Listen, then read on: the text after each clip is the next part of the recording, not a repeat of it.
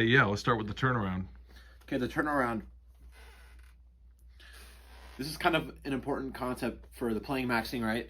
So, what I mentioned in one of the other videos about playing a melody that's pitch perfect, it's like you hear a melody and you could be good at it because you have perfect pitch, but also through training and just like, understanding the harmony in a deep way, putting things in 12 keys a lot, and you can achieve this melodic three-dimensionalness to the lines that you play. You just have to hear the right chord tones and everything.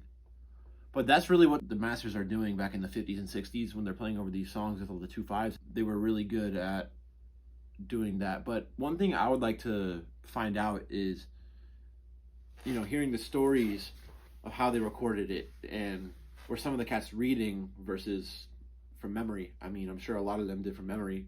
Because, the tunes weren't that hard to play, like, all these tunes with the 2/5s. There were definitely some of them where they were reading for the first time. And sometimes when you're reading music and playing, you can think of some of those pitch perfect melodies a little bit easier, especially if you have all the extensions laid out on the page. That could be cool. But if you're just playing from memory, then you honestly might end up playing a couple of different extensions than the piano player, which you have to watch out for. But yeah, figuring out also which extensions you can really use, because on those dominant chords, it gets kind of tricky. Which extensions are appropriate for the song?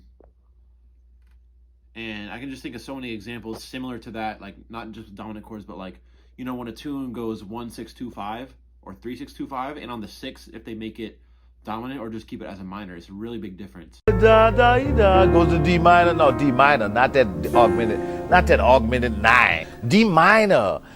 Now you can, this D minor, you can put an E next to an F. I don't want to. Why is it you cats always play that augmented 9 for a D minor? Just a D minor. You gotta check those type of things when you're about to learn these songs. The turnaround, you really gotta be cautious, because the type of turnaround you will play over the minor 6 versus the dominant 6, it's a very different type of turnaround. It will most always sound better when you do it the right way. Then you're doing it in accordance to the tune. In The Way You Look Tonight, this is a song with changes like that. It has a minor 6, and then the next one, it's a dominant 6, and really differentiating the changes between those. Another thing I also found out the other day was Bird Blues. I thought it was a minor 2/5, with like a minor 7 flat 5. When it goes to the second chord, it's like the tonic, and then it's like the 7. But I feel like I had so many people teach it to me as a minor 2/5 when it really wasn't. You listen to the Blues for Alice recording, it's just a regular 2/5 with not a flat 5, but it's a regular 5 in it. And so that means, in the key of F, then you're playing the B.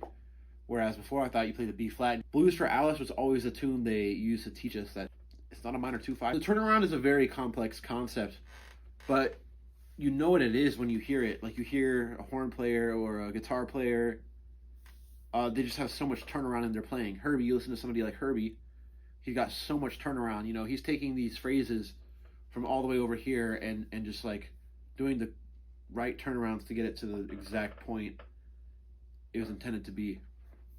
Coleman Hawkins is another great example of the turnaround. The positioning of where he lands things and button it nicely together, and it resolves like really nicely. Tonic, like very tonic playing, but with a little bit of chromaticism pulled in. But yeah, that's the turnaround.